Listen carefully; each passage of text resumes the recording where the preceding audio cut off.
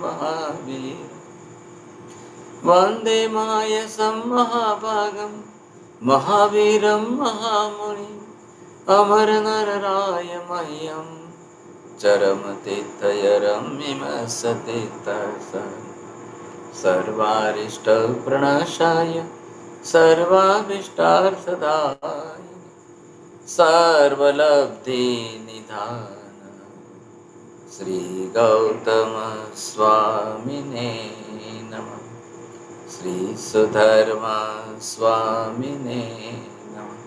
अज्ञानतिमिरान्धानां ज्ञानाञ्जनशलाकया नेत्रमुन्मीलितं येन तस्मै श्रीगुरवे नमः। धर्मलाल आप सभी महानुभाव का विरालियम जैन गुरुकुल क्लास में हार्दिक स्वागत है। आज दिनांक 20 अप्रैल 2022 दिन बुधवार, क्लास कर्मवाद, क्लास नंबर 77। पूर्व कक्षा की समरी इस प्रकार है। जानने का काम आत्मा करता है। मनः पर्यय ज्ञान मन के विचारों को जानता है। मति व श्रुत ज्ञान इंद्रियों के माध्यम से होते हैं। अवधि व मनः पर्यय ज्ञान इंद्रियों के बिना होते हैं और यह अपूर्ण ज्ञान है। केवल ज्ञान पूर्ण ज्ञान है। मनः पर्यय ज्ञान की तुलना में अवधि ज्ञान का क्षेत्र विस्तार वाला है और मनः पर्यय ज्ञान का क्षेत्र मात्र 2.5 दीप है। दोनों ज्ञानों के कार्य क्षेत्र में अंतर है। अवधि ज्ञान वस्तु को जानता है। मनः पर्यय ज्ञान मात्र संगी पंचेंद्रिय जीवों के मन के विचारों को जानता है। जीव 2 प्रकार के होते हैं, संगी व असंगी। संगी जो मन सहित होते हैं वो संगी कहलाते हैं। उनमें मनुष्य, त्रियंश, देव और नारकी आते हैं। और असंगी जो कि मन रहित होते हैं उनमें एक इंद्रिय से लेकर असंगी पंचेंद्रिय तक जीव असंगी कहलाते हैं। अवधि ज्ञान अवधि ज्ञानावरणी कर्म से ढका हुआ है और मनः पर्यय ज्ञानावरणी कर्म से ढका हुआ है। पूर्व क्लास की समरी इस प्रकार रही। आगामी कक्षा के लिए मैं महाराज श्री से निवेदन करता हूँ कि वो कक्षा प्रारंभ करें। बहुत बहुत धन्यवाद।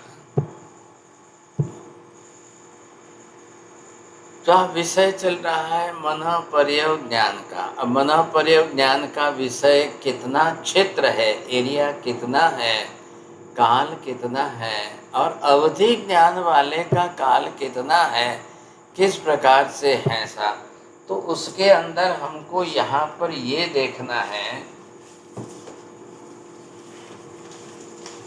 ये है 14 राजलोक का मैप है, आप बरोबर देख सकते हो। 14 राजलोक के अंदर अब अवधि ज्ञान का विस्तार कितना रहेगा, कहाँ तक का रहेगा, एरिया कितना रहेगा, कौन किस एरिया में कहाँ पर है, अब वो कहाँ से जो है अपनी तरह से अवधि ज्ञान अवधि दर्शन को देख रहा है, जान रहा है।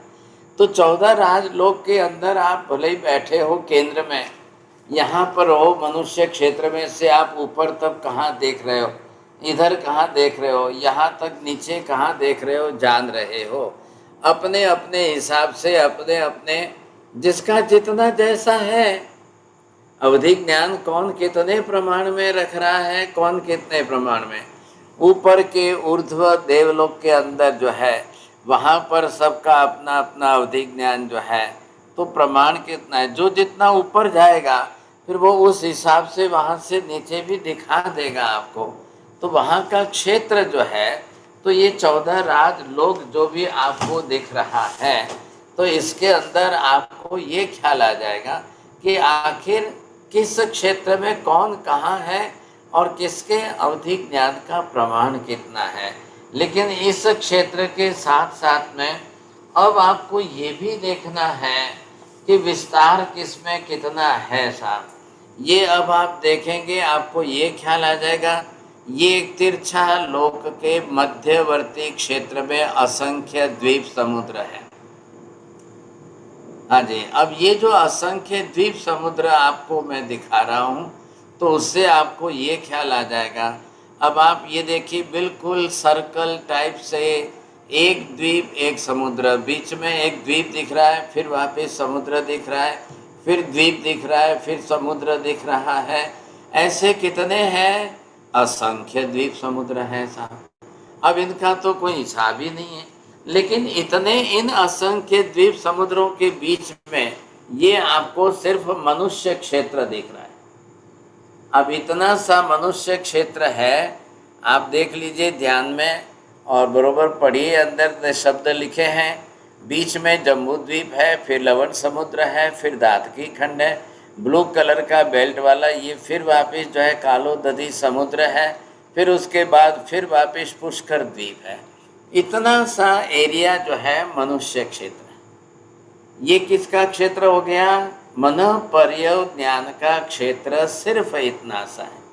2.5 द्वीप समुद्र, इतना ही एरिया मनुष्य क्षेत्र का मन पर्यव ज्ञान का है। लेकिन आप ये बोलो कि मन पर्यव के लिए सब जगह पर हर किसी को हो, ऊपर भी हो, मनुष्य क्षेत्र में के सिवाय भी देवलोक में, ये जो मैंने आपको दिखाया था 14 राजलोक के अंदर, ऊपर देवलोक में किसी को भी मन पर्यव ज्ञान कभी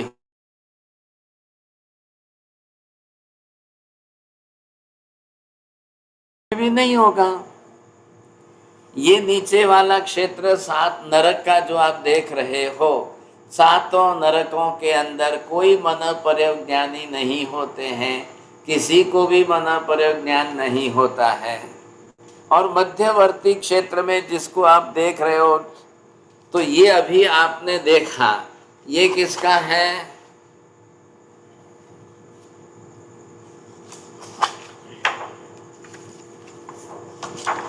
ये जो असंख्य द्वीप समुद्र आपने देखे, अब सब इन असंख्य द्वीप समुद्रों में सब जगह पर पशु पक्षी है, लेकिन पशु पक्षी को किसी को मन पर्यव ज्ञान कभी होता ही नहीं है। लेकिन है सब जगह पर, आप देख रहे हो इतने, जितने आप बिल्कुल सर्कल वलय जो देख रहे हो, सब असंख्य द्वीप समुद्र है। कहीं पर भी किसी को भी पशु पक्षियों को कोई मन पर्यव ज्ञान नहीं होता है। अवधि ज्ञान हो सकता है, क्या है, गुण प्रत्येक होने से जब होता है तब हो सकता है, लेकिन अब पशु पक्षियों को भी कोई मन पर्यव ज्ञान नहीं होता है, देवलोक के देवी देवताओं को नहीं होता है, नरक के नारकी जीवों को नहीं होता है, बिल्कुल नहीं होता है। तो फिर वो होता किसको है? तो ये जो आपने देखे हैं, अभी ये मैप आपको जो दिख रहा है, ये है सिर्फ 2.5 द्वीप समुद्र का। इतने से 2.5 द्वीप समुद्र के अंदर जो साधु साध्वी बनेंगे, अब 2.5 द्वीप समुद्र तो बहुत बड़ा हो गया, इसके अंदर जो है मात्र 5 भरत, 5 ऐरावत, 5 महाविदेह के इन 2.5 द्वीप क्षेत्रों के अंदर ही जो साधु साध्वी हो, उनमें से जिसने अपने आवरणीय मन पर्यव ज्ञानावरणीय कर्म का क्षयोपशम किया है, उनको ही मन पर्यव ज्ञान होगा सा। अब ये बात तो निश्चित हो गई, आप समझ गए अच्छी तरह से मन पर्यव ज्ञान। तो अब गुणस्थानों के ऊपर अगर हम देख लें सा, तो ये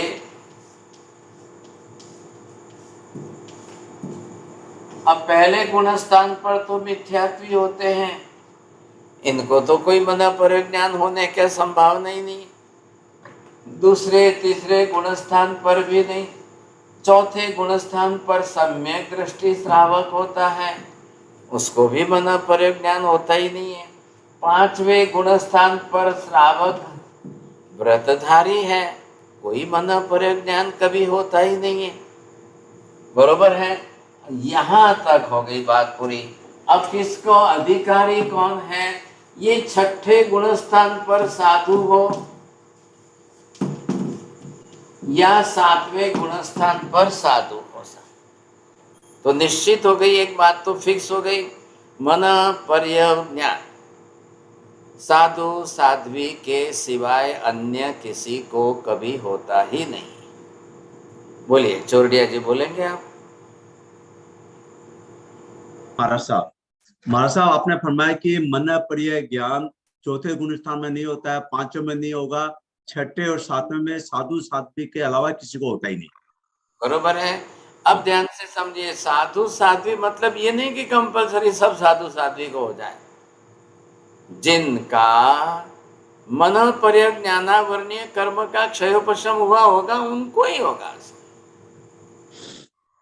ख्याल है? सबको हो जाता है, सबको हो जाता है, ऐसे नहीं है। नियम समझिए आप।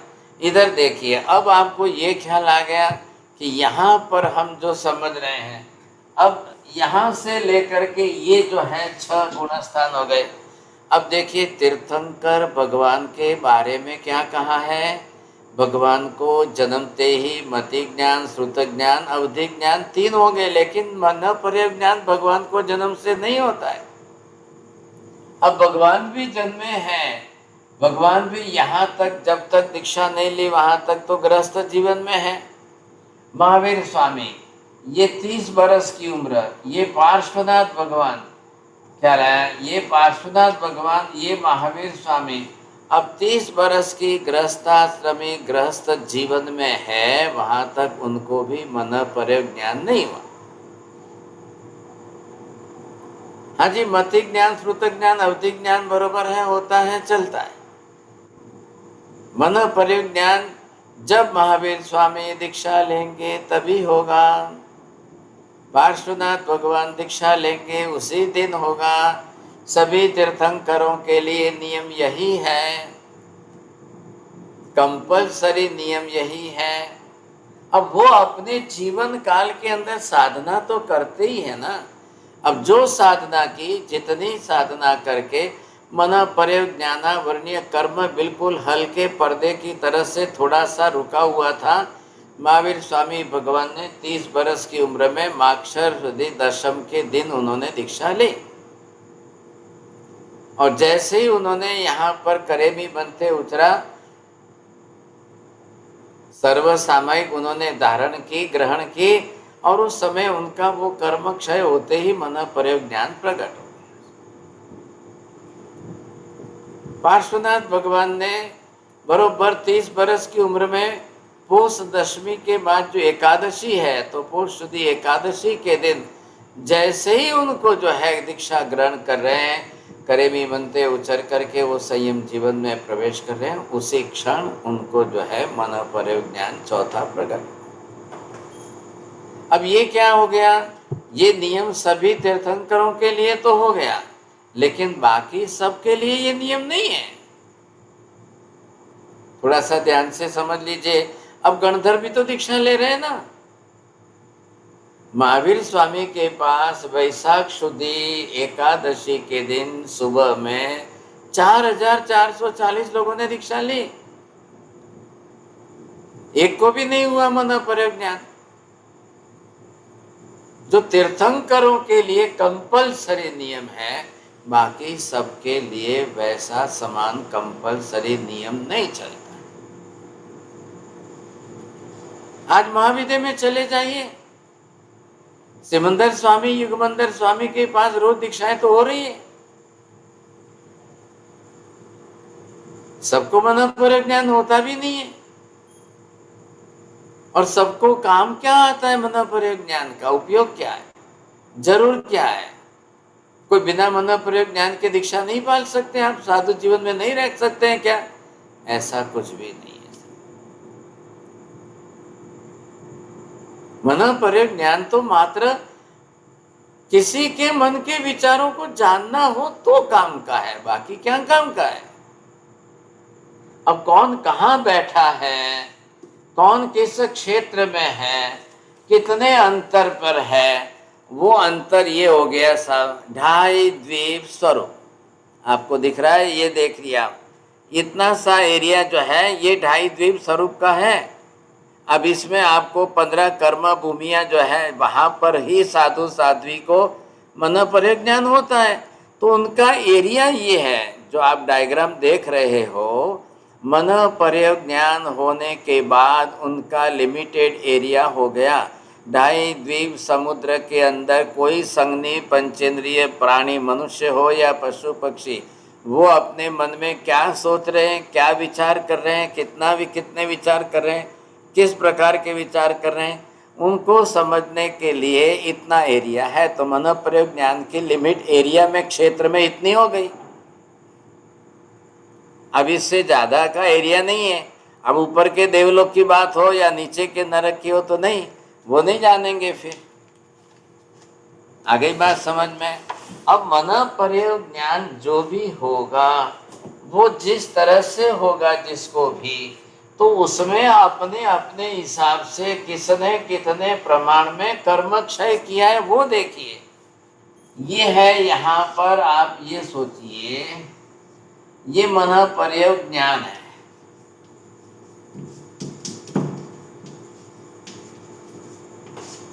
अब ये अपनी तरफ से आवरणीय कर्म से तो दबा हुआ है।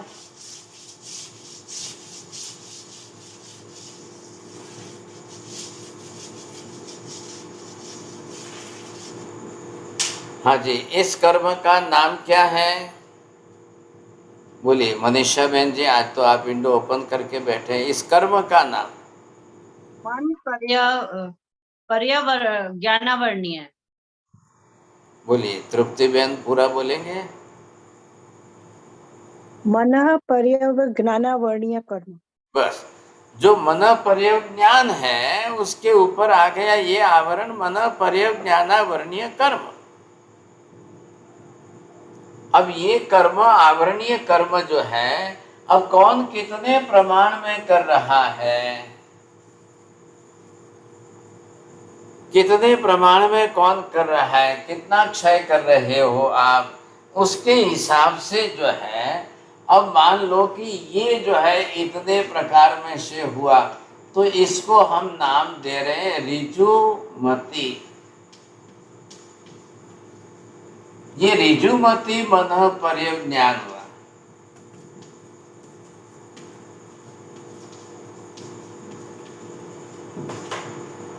अब ये अपने तरफ से ये क्या अपने ज्ञान का उपयोग रखेंगे, देखेंगे।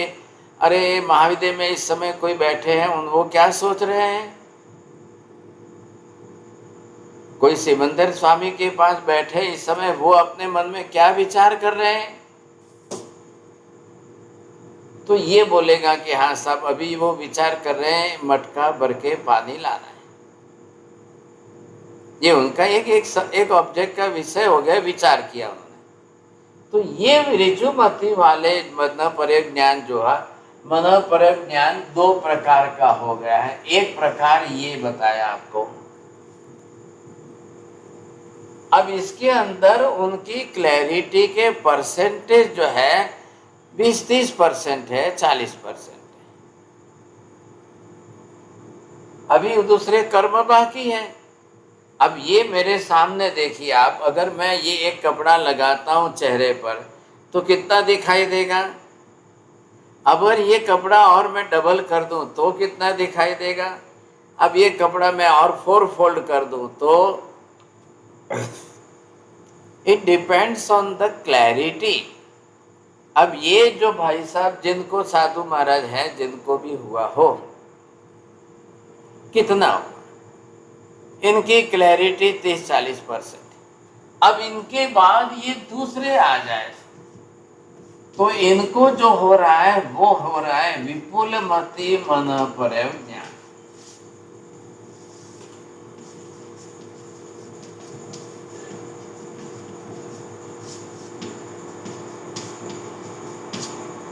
अब इनका क्यों हुआ था, इनसे ज्यादा इनकी थोड़ी क्लैरिटी और ज्यादा है।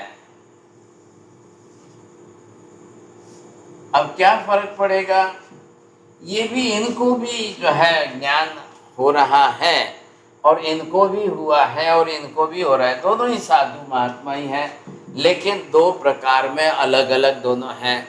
जब इनको पूछा गया तो इन्होंने बोला कि जो मुझे मन पर्यव ज्ञान हुआ है मैं इतना ही जान सकता हूँ। इन्होंने अपने मन में विचार किया है मटका भर के पानी लाओ, वही साइमल्टेनियसली सेम इनको पूछा गया। इन्होंने बोला कि भाई हाँ उसने विचार तो किया मटका भर के पानी लाने का, लेकिन उन्होंने ये विचार किया है अभी इस समय मैं लाल मटका ले जाकर गर्म पानी लाऊं। बोलिए साहब, दो में क्या फर्क पड़ा? आशा बहन बोलो।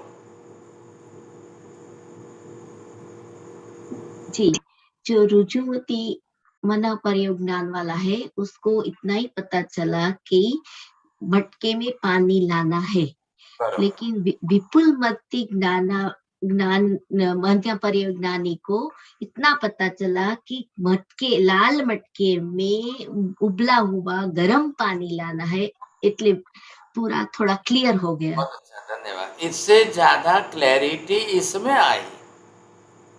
आ रहा है ख्याल में आपके किसी भी बात की डिटेल में, क्योंकि ये क्या है, मन पर्यव, सामने वाले ने मन में क्या विचार किया है, उसने तो बरोबर विचार किया, उसने लंबा विचार किया है। लाल मटके में बिल्कुल उसको उबला हुआ गर्म पानी लाना है, उसने विचार किया था।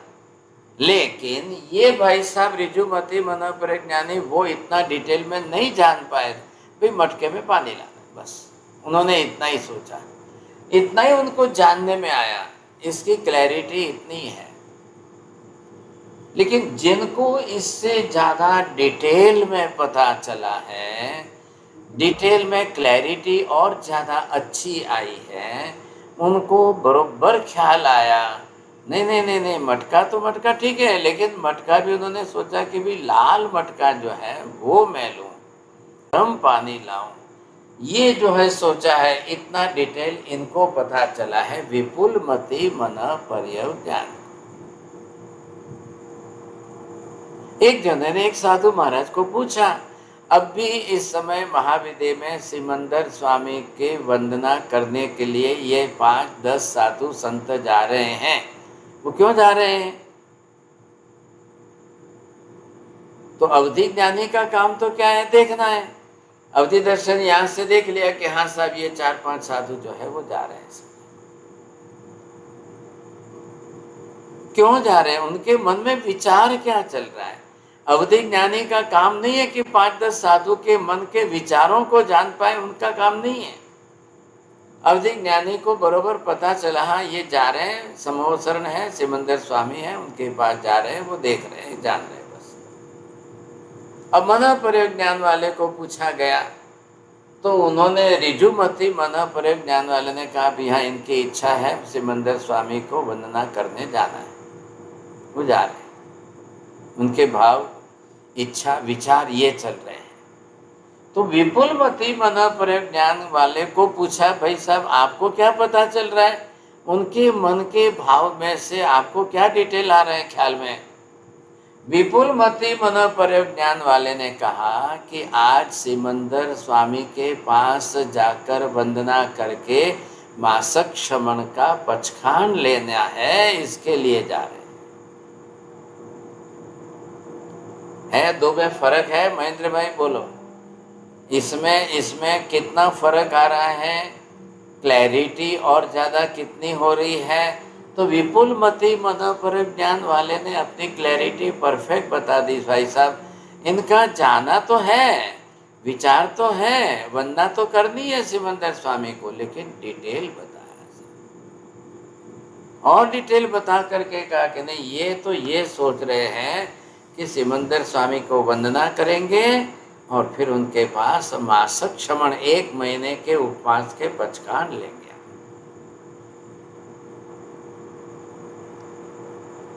अब जिस प्रकार से जैसे हो, महावीर स्वामी भगवान समवसरण में बैठे हैं, देशना देने वाले हैं, और इधर गौतम स्वामी आदि गणधर बैठे, इधर सभा बैठी है, काफी पब्लिक बैठी है।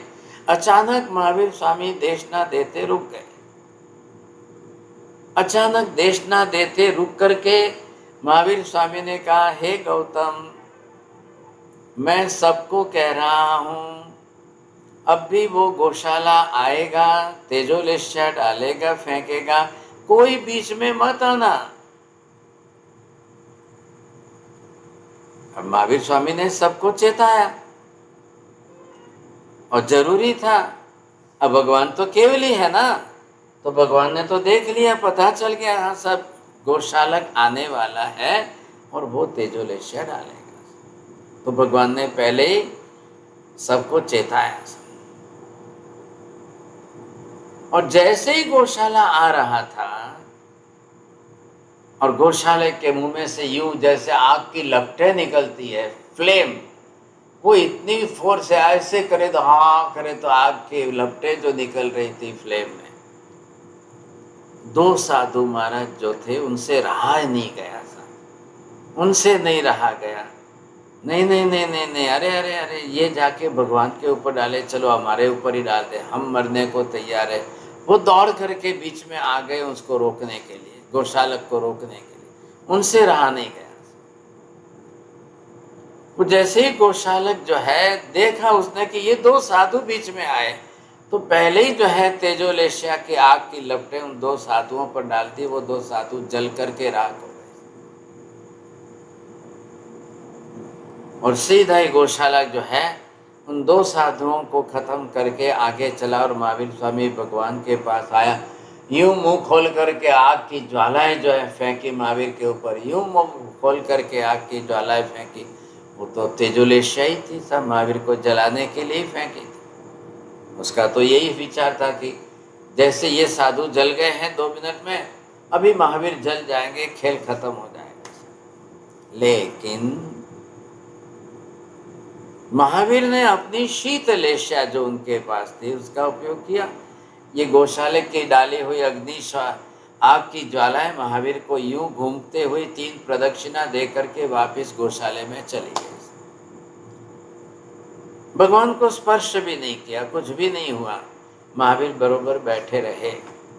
और ये जो है 3 प्रदक्षिणा यूं महावीर को चक्कर लगाकर घूमते हुए सीधी वापस गौशाला में चली गई।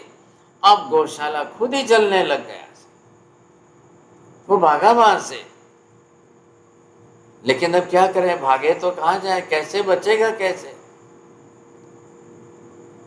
यहां पर जो है ये जो 2 साधु थे, तो सामने दूर जो है कोई महाविद्य में से विचार करे, ये 2 साधु जो है कैसे, ये कैसे बीच में आए।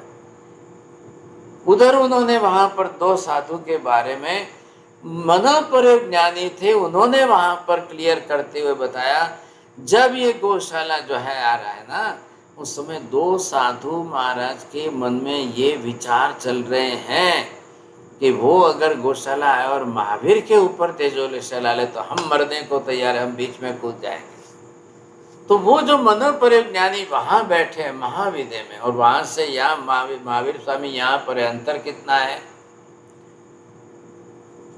अंतर 70,000 योजन है। इतने लंबे अंतर काल में वो महाविद्य में बैठे हुए साधु महाराज जान गए इनके मन में क्या विचार चल रहा है। जबकि महावीर ने तो पहले ही ना कह दिया, देखो भाई गौशालक आएगा, कोई बीच में मत आना। अब भगवान की तो आज्ञा तो हो गई ना, और भगवान केवली है, तो पहले ही सोच समझ करके भगवान ने सबकी सुरक्षा के हिसाब से आज्ञा दी है। सबसे बड़े प्रमुख गौतम स्वामी आदि है, वो तो उठे भी नहीं, प्रभु की आज्ञा। लेकिन लास्ट में बैठे हुए 2 साधुओं के मन में विचार चालू हो। जब देखा उसको यूं आग की लपटें छोड़ता हुआ आ रहा है, यूं आग की लपटें जो है फैलता हुआ आ रहा है, समझे, तो वो 2 साधु तो अपने मन में ही विचार करने लगे। एक ने दूसरे को नहीं बताया, दूसरे ने एक को नहीं बताया, किसी ने कुछ नहीं बोला है, लेकिन वो जो मन के अंदर उनके विचार इतने बढ़ रहे थे, वो देखना नहीं चाहते थे कि महावीर के ऊपर आकर के गौशाला जो है तेजोलेशिया डाले। नहीं नहीं नहीं, हमसे तो नहीं देखा जाए। इसलिए वो बीच में आकर के जंप लगाए उन्होंने और सीधे ही आए, और जैसे ही गौशालक ने देखा कि ये 2 आ गए साधु बीच में, उसी क्षण उनको जला दिया। ये घटना है, ये प्रसंग है, आप सबको मालूम है, शायद आप जानते होंगे, लेकिन कहने की बात कहाँ है। उस एक क्षण के अंदर, 1 मिनट के अंदर 2 साधु के मन में जो विचार चले, और उस क्षण को जो है महाविद्य में बैठे किसी साधु महाराज ने जाना कि इनके मन में ये विचार चल रहे हैं, ये अभी कूदेंगे, ये बिल्कुल अभी गौशाला के आते ही कूदेंगे। ऐसा होता है। तो ये जो मन पर्यज्ञान है, विपुल मति अगर हो जाए फिर ये नहीं जाता है, लेकिन ये अगर ऋजुमति हो जाए तो इसका भी आवरणीय कर्म है, तो उसके कारण थोड़ी सी क्लैरिटी कम होती है, बस और कुछ नहीं है। तो दोनों ही मन पर्यज्ञान है, दोनों ही मन पर्यज्ञान है, दोनों ही साधु के अधिकार वाले हैं, दूसरे किसी को नहीं होता है। लेकिन क्लैरिटी के परसेंटेज ज़्यादा है, बस फर्क इतना है। डिटेल, इतनी डिटेल में इतने क्लैरिटी के परसेंटेज इसके ज़्यादा है। अब ये मन पर्यज्ञानी हो जाए तो वो शायद पूछ ले, जन्म का कोई पूछे 7-8 भव तक का, तो इनको ख्याल आ जाए, ये बता सकते हैं। अब 7-8 भव के पहले इसने क्या सोचा था, क्या विचार किया था, कैसा विचार किया था, वो जो मैंने आपको बताया था उसके हिसाब से आप देखेंगे, तब आपको ये ख्याल आएगा कि ये जो दोनों ही हैं, तो इन्होंने जो जाना है, सामने वाला जो भी कोई हो, ख्याल है आपको, सामने वाला जो भी कोई हो, ये व्यक्ति जो है, अब इसने अपनी तरफ से ये जो विचार है,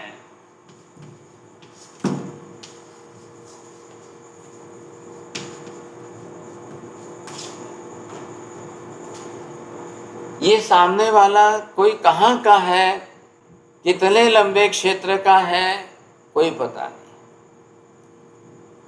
चाहे मनुष्य हो चाहे पशु पक्षी, कोई भी। लेकिन ये जो विचार उसने छोड़े हैं, तो आप ये समझना है कि ये उसके विचारों में उसका ज्ञान जो है, ये बरोबर यहाँ पर जो है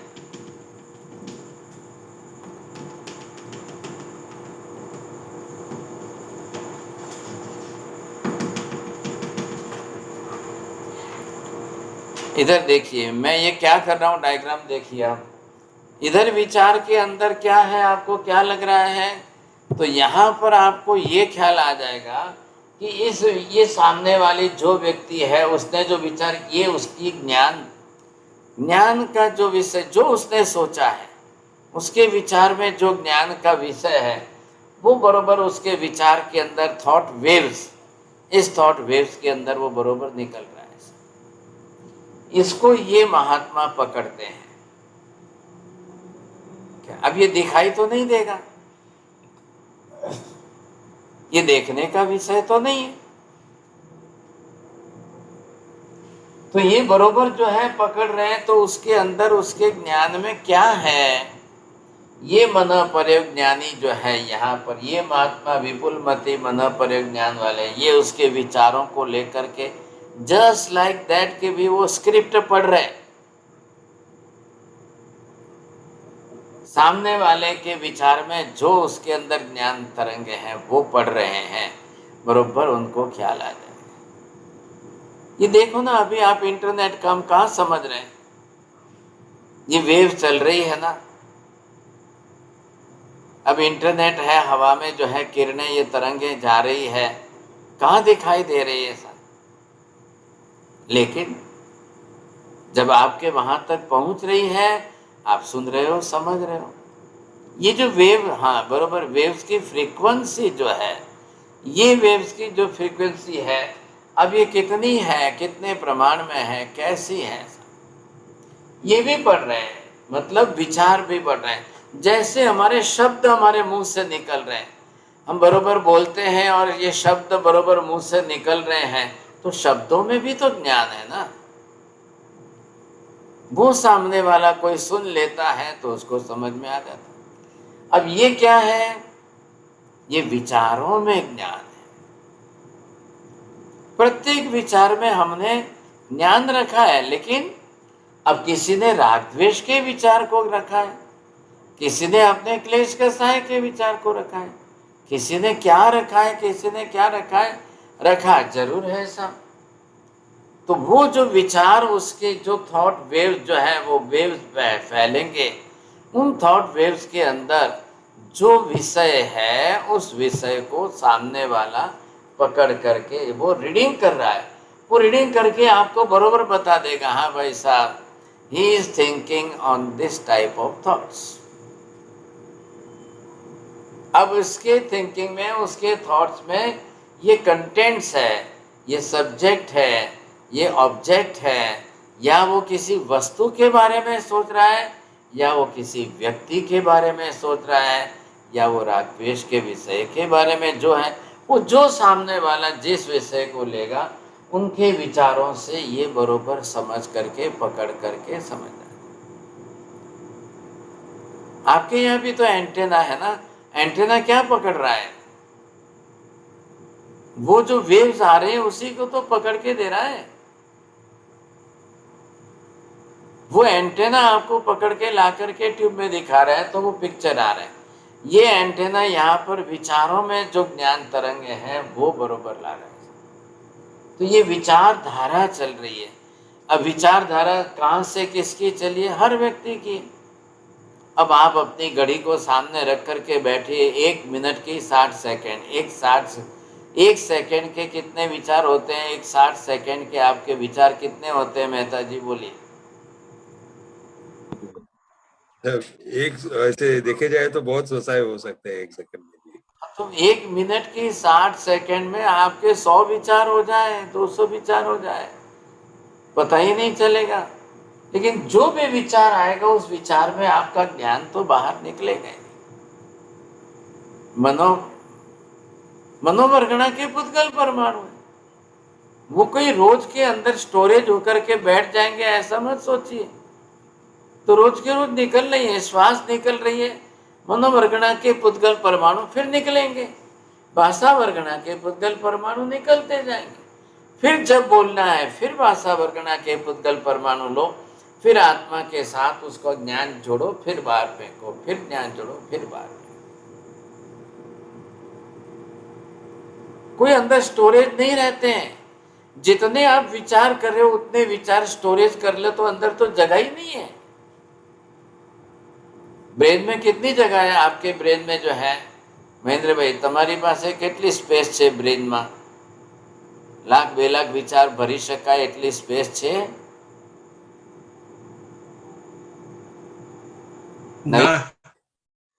नवीन भाई, आपके पास इतनी स्पेस है क्या ब्रेन में? 2-5 लाख 10 लाख विचार भर सके, अंदर रख सके इतने? नहीं, ब्रेन में तो ऐसी नहीं है इतनी। ब्रेन में नहीं है साहब। सोचो अब कहाँ से, तो कहाँ रखते हो आप? पॉकेट में रखते हो कि हाथ में रखते हो? कहाँ रखते हो? कुछ आते हैं चले जाते हैं, कुछ पकड़ लेते हैं, दोनों चलता रहता है। आए या जाए, पकड़ो या करो, कुछ भी नहीं रहते हैं अंदर। आपको मालूम है कि रिकॉर्डिंग के लिए एक अगर मेमोरी चिप्स लाओ तो उसमें वो वर्डिंग्स जा करके रहेंगे, विचार नहीं रहेंगे।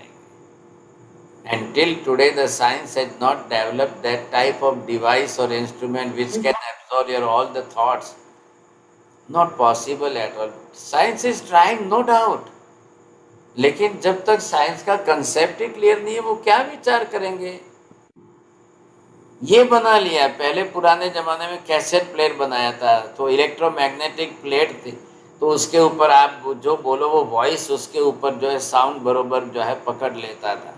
फिर जितनी बार बजाओगे वो उस पर से आया। तो ये साउंड के बारे में तो जो है बरसों से चले, लेकिन विचारों के अंदर भी ज्ञान है, इसको भी पकड़ करके रिकॉर्डिंग करके रखना और इसको भी सुन करके समझ करके लेना, ये आज दिन तक साइंस के लिए संभव नहीं बना है।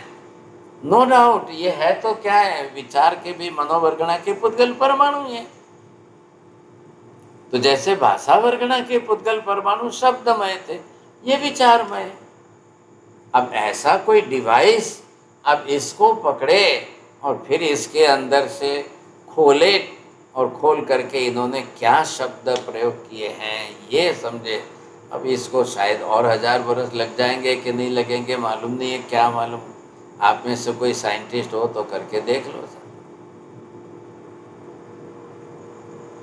ऐसे तो कई विषय हैं फिजिक्स के अंदर, ऐसे जो है एटम्स डिपेंडेंट ऐसे सैकड़ों विषय हैं कि जिनको आप अभी तक इस तरह से जो है विचारों को पकड़ करके उसमें क्या शब्द है, क्या ज्ञान है, ये कोई नहीं समझ पा रहा। कोई नहीं समझ पाए। अब सोचिए, महावीर स्वामी ने दीक्षा ली 30 बरस की उम्र में, 12.5 बरस तक महावीर मौन रहकर साधना कर रहे हैं। अब मेहता जी बताइए, महावीर मौन रहे तो मौन रहे में बोलने के लिए मौन रहे कि विचार करने में भी मौन रहे? विचार में भी मौन रहे थे। नहीं, ये गलत ना है। विचार उनके चालू है, भाषा प्रयोग में मौन रहे हैं। 12.5 बरस तक महावीर एक अक्षर शब्द बोलना नहीं है, लेकिन विचार तो निरंतर चल रहे हैं ना। और जब वो विचार को ध्यान भी कर रहे हैं, तब भी क्या कर रहे हैं?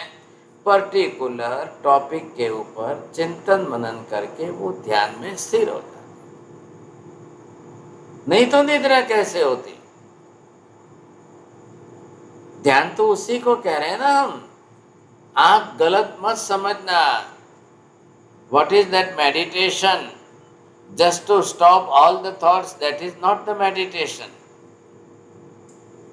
आज लोग यही बोल रहे हैं कि अभी शून्य अवकाश, विचार शून्य बन जाओ, absolutely stop all the thoughts. नहीं, ये नहीं कहा है महावीर ने। एक विषय पर स्थिर होकर उसी का विचार करना है, दूसरे कोई विषय बीच में आने ही नहीं चाहिए। That is called the meditation. This is the proper definition.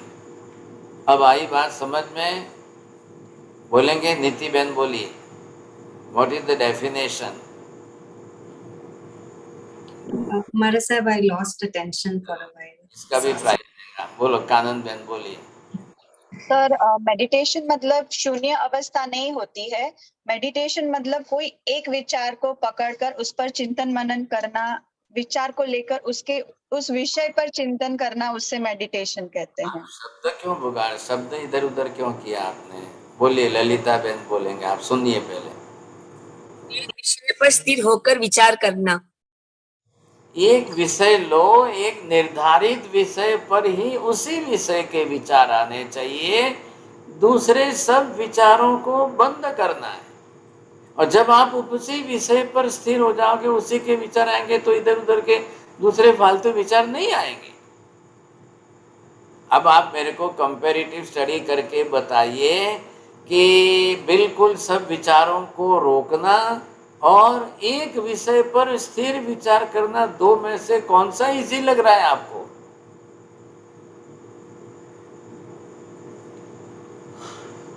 बोलिए मेहता जी।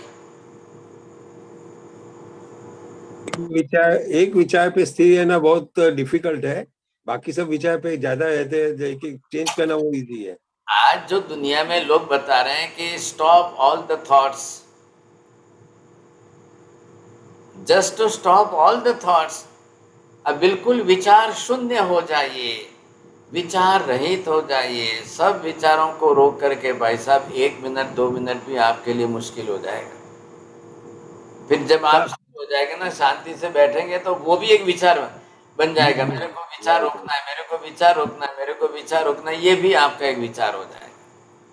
ये नहीं करना है। अब आपको ये कहा है कि मोक्ष में सिद्ध आत्मा लोकांत भाग में कैसे बैठी हुई है। अब सिद्ध शिला को स्पर्श भी नहीं करिए तो लोकांत को स्पर्श करके अब उसी पर केंद्रित होकर के आप 2 मिनट 5 मिनट 10 मिनट 10 मिनट विचार करते रहो, करते रहो, करते रहो, ताकि दूसरे विचार आएंगे नहीं, बस स्थिर हो जाइए, तब वो आपका ध्यान बनेगा। अब सिद्ध आत्मा का ध्यान कैसे करना? ये एक ले लिया साहब, ये लोकांत हो गया।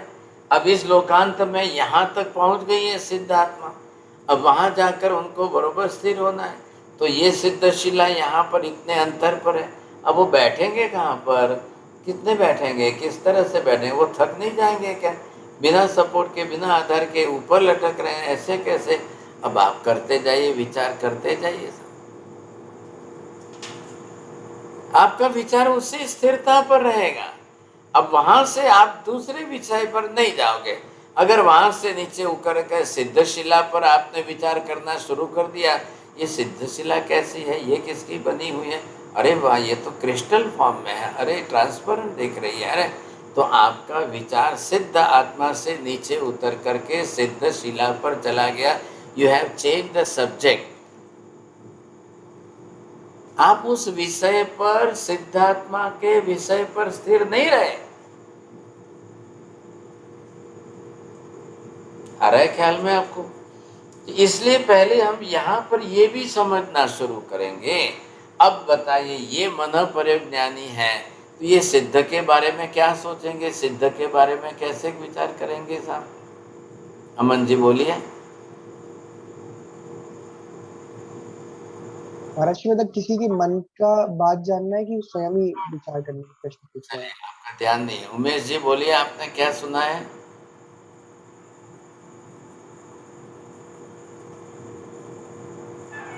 चलो मीना बहन जी बोलिए आप। What is the question?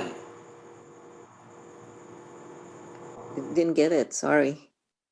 चलो बोले, हाँ चलिए जी बोलिए। आपने पूछा था कि मन पर्व ज्ञानी कैसे सिद्ध के विचारों को जानेंगे। हाँ, जवाब दीजिए। लेकिन सिद्ध के मन नहीं है ना, तो फिर कैसे? उनका तो आत्मा से रहेगा सब। चलो आशा बहन बोलो। हाँ, वो मन प्रयोज्ञानी सिर्फ ड्राई द्वीप का ही जान सकते हैं। तो वो सिद्ध परमात्मा, हाँ, वो सिद्ध परमात्मा के विचार को जान क्यों जाते हो? ये बोला ना इन्होंने, ये भी डाउट, कंफ्यूज में पड़ गए। चलिए, जिन्होंने उत्तर तो सही दिया लेकिन कंफ्यूज में पड़ गए। उसको मन, हाँ, सिद्धों उसके को मन की होता है, सिद्धों को मन नहीं होता है, या सिद्धों को विचार भी नहीं होते हैं। जब शरीर नहीं है, मन नहीं है, विचार नहीं है, फिर आप तो इधर गए 2.5 द्वीप तक की लिमिट का, दोनों तरफ का विचार करिए। इनका एरिया कितना हो गया, इनका दायरा सीमित, लिमिटेड एरिया हो गया ना। ख्याल है? और सिद्ध के बारे में तो बात ही नहीं है। अब आप बोलो, पहले देवलोक के अंदर जो है वो कितना जानते हैं, उनके इंद्र के, इंद्राणी के बारे में? भाई उनका विषय नहीं है। 2.5 द्वीप समुद्र का ही विस्तार है, उनका एरिया इतना ही दायरा है, बस इतने लिमिटेड दायरे में ही कोई है विचार कर रहा है। संज्ञी पंचेंद्रिय प्राणी, उसके बारे में वो बता सकते हैं। लिमिट बात पूरी हो गई साहब। आ रहा है ख्याल में आपको? मन पर्यव ज्ञान है, और मन पर्यव ज्ञान कोई सबको होना जरूरी है नहीं है। केवल ज्ञान हो जाएगा तब सब हो जाएगा। केवल ज्ञान वाले के काम महत्व का उसकी बात है, समझे कि नहीं? मन पर्यव ज्ञान नहीं भी हो तो क्या फर्क पड़ता है आपको?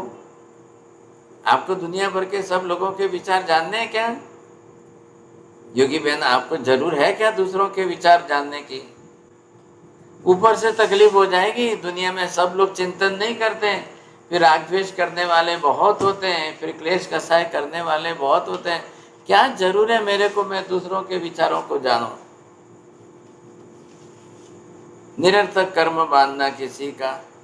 हाँ, ये है कि अब कोई चिंतन मनन करने वाला हो और उनका मैं जान लूँ तो मेरे को फायदा भी है साहब। उन्होंने क्या सोचा है तो मैं जानूँ तो मुझे फायदा है, नहीं तो क्या फायदा है? बोलिए साहब। हाँ, 2-4 मिनट बची। हाँ बोलिए। हाँ चलिए जी, क्या प्रश्न पूछना है? मेरे 2 प्रश्न है महाराज साहब। एक तो मन पर्व ज्ञानी को 2.5 द्वीप का क्षेत्र है, तो वो तीर्थंकर के मन में क्या हो रहा है वो जान सकते हैं, जैसे श्रीमंदर स्वामी के मन में? हाँ सुन लो। श्रीमंदर स्वामी हो या कोई भी तीर्थंकर हो, केवल ज्ञान होने के बाद अब उनका विचार करना ही बंद हो गया है। अब केवल ज्ञान होने के बाद केवली को जो है विचार करना वगैरह इधर उधर की कोई बात नहीं है। अब क्योंकि मोहनीय कर्म भी खत्म हो गया है, राग द्वेष बचे ही नहीं है, क्लेश कसाय है ही नहीं। ख्याल आया कि नहीं? लेकिन सिमंदर स्वामी है तो संज्ञी पंचेंद्रिय पर्याप्त जीवी है ना। अब वो जानने के लिए मन पर्यव ज्ञानी कोशिश भी करेंगे तो क्या जानेगा? जब वो विचार ही नहीं कर रहे तो क्या जानना है? ये विशेषता है। अच्छा है प्रश्न आपका, अच्छा पूछा।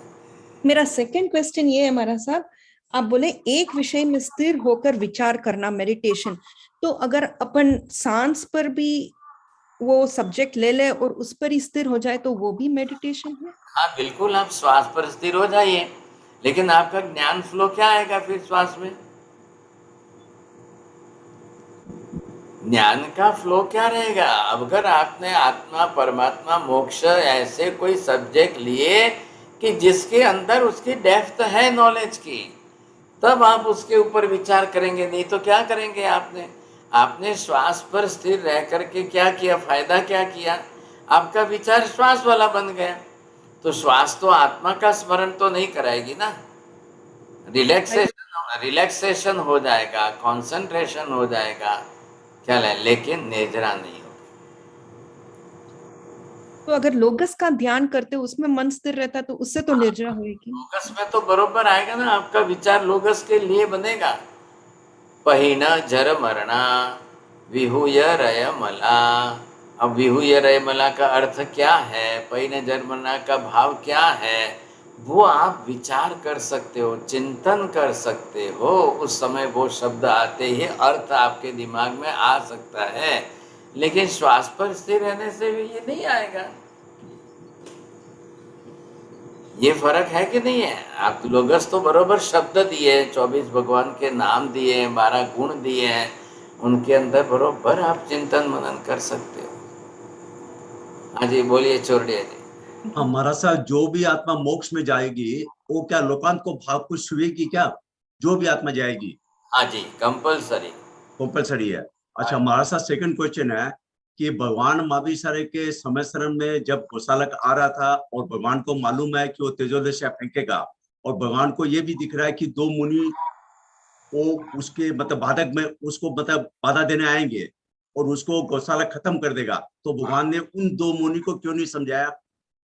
सबको समझाया था ना, उनको भी सामने ही बैठे थे वो तो। उनको 2 मुनि को क्यों नहीं कहा कि आप लोग तो ऐसा करेंगे, आप लोग मत कीजिएगा? 2 मुनि भी सामने ही बैठे थे, सबको समझाया, उनको भी साथ में ही कहा है। नहीं, भगवान को दिख रहा ना कि ये 2 मुनि बीच में आएंगे, तो भगवान ने ये बात चला कि क्यों नहीं बोली? बोला, भगवान ने उनको भी बोला है। बोला है क्या? हाँ बिल्कुल बोला है, लेकिन उनसे रहा नहीं गया, ख्याल है, उनसे रहा नहीं गया। अरे अरे नहीं, हम तो भगवान के ऊपर वो डाले, अरे अरे अरे अरे बड़ा अनर्थ हो जाएगा, इसके पहले तो हम ही चले जाए। अच्छा। वो एकदम सडनली, जिसको एक्सीडेंटली जो बोलते हैं ना, अब भगवान की आज्ञा होने के बाद भी अगर उन्होंने विचार बदला है तो वो उनकी प्रबल इच्छा है। हाँ, तो भगवान को तो सब दिख ही रहा था कि इस तरह होगा, नियति है। बराबर, यही बात है हमारा। तो मासा गोसागर ने तो बहुत भारी कर्म बांधा होगा। हाँ बिल्कुल, बहुत भारी कर्म। मैंने ऐसा सुना कि वो प्रत्येक जोनी में 2-2 बार जल के मरेगा, ऐसा है क्या महाराज? अब जब आएगी ना बात तो पूरी स्टोरी सुनाओ। ठीक है, जरूर सुनाइए, जरूर डिटेल में स्टोरी समझेंगे तब। जरूर के पाके। योगी बहन बोलिए। महाराज साहब, मुझे क्वेश्चन था कि मेडिटेशन एंड ध्यान पर्यायवाची वर्ड है और इट्स डिफरेंट? नहीं, वन एंड द सेम। आपकी इंग्लिश लैंग्वेज में मेडिटेशन है, हिंदी में ध्यान शब्द है। Wordings are both are the same, meaning में बी डिफरेंट, लेकिन wordings are the same. Okay, thank you. बोलिए नवीन भाई।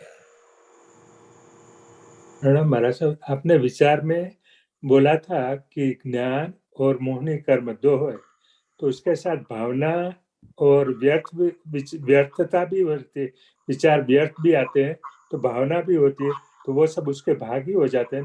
हाँ बिल्कुल, विचार ये विचार का क्या, वो तो एक माध्यम है, आत्मा ही तो अंदर से कर रही ना, आत्मा का ज्ञान है, वो राग द्वेष में मिलकर आएगा तो वैसे विचार बनेगा, बिना राग द्वेष का आएगा तो शुद्ध ज्ञान के विचार बनेगा। वही तो, उसी के लिए तो ध्यान करना है उनको। तो विचार को और ज्यादा अच्छी तरह से कैसे समझ सकते हैं? आपने बहुत अच्छा पॉइंट दिया आज। हाँ, थोड़ा और समझाएंगे बहुत अच्छा होगा। You must observe your thoughts and then analyze your thoughts.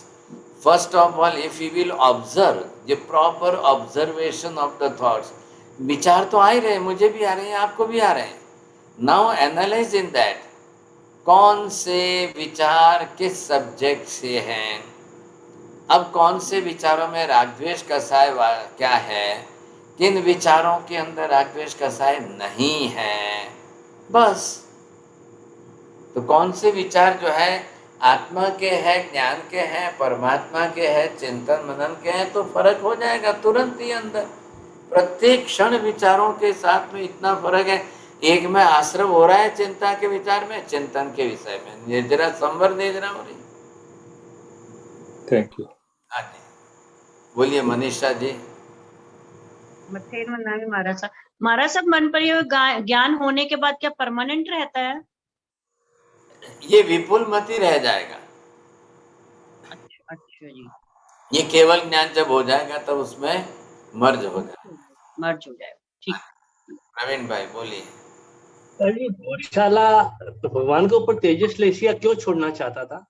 अब वो अपने आप को गौशाला सर्वज्ञ मानता है, मैं भगवान हूं। वो सर्वज्ञ अपने आप को मानता है। ये कौन आ गए बीच में? ईगो है ना, अपना अहंकार भी तो है। हाँ जी, बोलिए जी मारे सर, मैंने पूछना था कि are thoughts also a form of energy? नहीं सुनाई, क्या हुआ? कट हो गया। ओके मारे सर, क्या थॉट्स भी एक फॉर्म ऑफ एनर्जी है? हाँ है ना, एनर्जी। आप बरोबर बोलिए साहब, आपके थॉट्स के ऊपर तो बहुत बड़ा हो रहा है, काम हो रहा है। किसी के भी तो उसको एनर्जी बता दो बाहर की, फिर वो वापस साइंस में जाके क्वांटम एनर्जी या उसके उस हिसाब से मत कर लेना है, उसको एनर्जी में बताया जा सकता है। Okay. So, Mara sir, I read somewhere, is it right or wrong, that thoughts once created, they stay in the universe all the time. So, all the thoughts that have been thought by the humanity so far, they stay in the universe, and we can connect to those thoughts anytime we want to. Is it true? करके देखिए आप। If you can collect the thoughts, is it possible for you to collect the thoughts of other person? You see, it's very difficult. लेकिन अब ये किसी के विचार है, ये प्रैक्टिकल बात नहीं। Thank you, ma'am. बोलिए, और किसी को पूछना है? महाराज साहब, मैं एलसी जैन हूँ। ये मन प्रिय ज्ञान जो है मेरे, ये ज्यादा लब्धि वाला ज्ञान है ना अवधि ज्ञान से। इसका मतलब अगर किसी को मन प्रिय ज्ञान है तो ज्यादा लब्धि हो गई। He can know the mind of the other person. अवधि में तो सिर्फ देखना है। हाँ, अवधि में देखना भी है, ज्ञान में जानना भी है ना। हाँ, जानना भी है, लेकिन मन प्रिय ज्ञान तो बहुत मतलब डिटेल हो गया। हाँ बहुत, वो तो मन के अंदर के विचार ही जान रहे हैं ना। अब देखिए एक बात ये समझ लीजिए कि मन पर्यव का दर्शन नहीं का है, अवधिक ज्ञान के साथ अवधिक दर्शन का है। चक्षु दर्शन भी का है, चक्षु ज्ञान भी कहा है, अवधि दर्शन भी का है, अवधिक ज्ञान भी का है। तो मन पर्यव दर्शन क्यों नहीं कहा है? भाई क्या देखना है? देखना थोड़ी है आपको इसमें, बोली फील करना है। हाँ, वो जो विचार कर रहे हैं वो आपको समझ में आ रहे हैं, क्लियर पढ़ने में आ रहे हैं, तो वहां दर्शन की आवश्यकता नहीं है। बात इतनी सी है। ठीक है। हाँ बोलिए इला भाई जी, आपको प्रश्न है? महाराज साहब, मुझे क्वेश्चन ये था, अवधि ज्ञान के बाद ही मानव पर्व ज्ञान आता है, वो भी 14 कर्म भूमि के दायित्व के अंदर जो होते हैं, साधु और साध्वी महाराज को ही आता है, 5 महापति को। तो जिन्होंने इतना ज्ञान ले लिया, तो फिर वो किसी के विचार क्या वो जान के देखते हैं कि एक सहजता से आ जाते हैं? किसी के कोई सामने आ गया या एकदम ही उनके मन में मनोपर्वक ज्ञान आ गया कि उनके मन में क्या चल रहा है? हर किसी को पॉसिबल नहीं है। जिसने मन पर्यव ज्ञाना वर्णीय कर्म की निद्रा की हो उसी के लिए पॉसिबल है। नहीं, वो तो मैं समझ गई, लेकिन अगर इतने परम ज्ञानी हो गए तो किसी के विचार जानने की वो क्यों कोशिश करेंगे, जब पता है कि आत्मा में रमना है, अपनी आत्मा को सिद्ध करना है, इतना श्रम करके, इतना कर्मों की निद्रा करके इस लेवल तक जब पहुंच गए हैं, तो फिर वो क्या किसी के मन को जानने की क्यों कोशिश करेंगे? कि जानने की कोशिश करते हैं कि सहज रूपता से उनके मन में आ जाती है उनकी बातें? सहज रूपता से नहीं आता है, पर्पसली जब उनको उपयोग रखना हो, जानना हो तो ही, नहीं तो नहीं। सहज हमेशा ही दुनिया भर के लोगों के विचार में जानता रहूं तो मैं मेरा कब करूंगा? ऐसा नहीं है, ऐसा नहीं होता है। तो मेरा क्वेश्चन ये भी दूसरा ये है कि तो फिर वो क्यों किसी के विचार जानने की कोशिश करेंगे जब इतने लेवल तक पहुंच गए तो? जरूर नहीं है, वो लेवल उनका जो है वो तत्व ज्ञान से है, वो भेदक ज्ञान से, वो चिंतन श्रुत ज्ञान से है।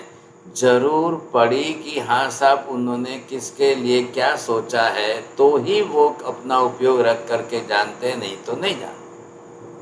तो फिर जब महावीर भगवान को पता चल गया कि ये होने वाला है तो प्रोटेक्शन क्यों नहीं किया उन्होंने अपने साधुओं का, साधुगण का?